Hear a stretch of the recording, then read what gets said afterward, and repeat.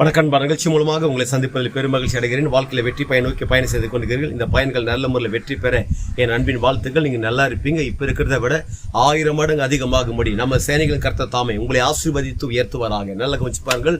வாழ்க்கையில் கடந்து போகும்போது அநேக நெருக்கடிகள் உங்களுக்கு வந்து கொண்டிருக்கலாம். முன்னும் பின்னும் நெருக்கங்கள் வந்து கொண்டிருக்கலாம். வலது பக்கம் இடது பக்கம் நீங்கள் விருத்தியாகாதபடிக்கு சூழ்நிலைகள் இறங்கி கொண்டிருக்கலாம். இந்த சூழ்நிலைகள் நெருக்கடிகள் வரும்பொழுது சில நேரத்தில் நிந்தனைகள், அவமானங்கள், மன சோர்வுகள் ஏற்படும். பழி சோர்கள், பரியாசங்கள், கிண்டல்கள், கேலிகள் எல்லாமே இந்த உலகத்தில் வரும். எந்த அளவுக்கு கிண்டலுக்கு, கேலிகள், உங்கள் பரியாசங்கள் உங்களை நிந்தித்து அவமானப்படுத்தி உங்களை கொச்சப்படுத்தி உங்களை குறைவாக இந்த உலகங்கள் மதிக்கிறதோ எண்ணுகிறதோ அதை குறித்து கவலைப்படாதீங்க. I don't care. அதை குறித்து துளி கூட நீங்கள் சிந்திக்காதீங்க. ஏன்னா வாழ்க்கையில் எவ்வளோ பெரிய வெற்றி பயணத்தை நோக்கி பயணம் செய்து கொண்டதுக்கு அடையாளம் நீங்கள் இன்னைக்கு உயிரோடு கூட இருக்குதா. எவ்வளோ பெரிய மரணங்கள், எவ்வளோ வியாதிகள், எவ்வளோ பிராபலங்கள், எத்தனை விபத்துகள், எத்தனை தற்கொலைகள், எத்தனை நெருக்கடிகள் வந்து இந்த உலகத்தில் எவ்வளோ பேர் மரித்து போகிறாங்க. ஆனால் இதற்கு நடுவில் நீங்கள் உயிரோடு கூட இருந்து கொண்டிருக்கிறீங்க, சுகத்தோடு ஆரோக்கியத்தோடு கொண்டு கொண்டீங்கன்னா காரணம் என்னென்றால் நீங்கள் இன்னும் வெற்றி பெற போகிறீங்க. ஆனால் நீங்கள் ஜெயம் எடுக்க போகிறீங்க. இருக்கிற சூழ்நிலை நெருக்கடிகளை கண்டு பயப்படாதீங்க.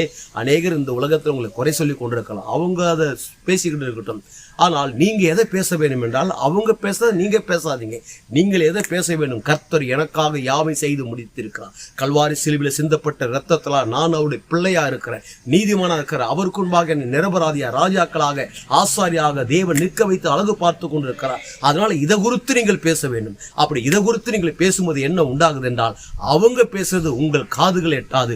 நீங்க பேசுறது அவங்களுக்கு காதுகளில் கண்ணால பார்க்க முடியாத ஒரு நாள் வரும். அந்த நாளுக்காக ப்ளீஸ் வெயிட்டிங்.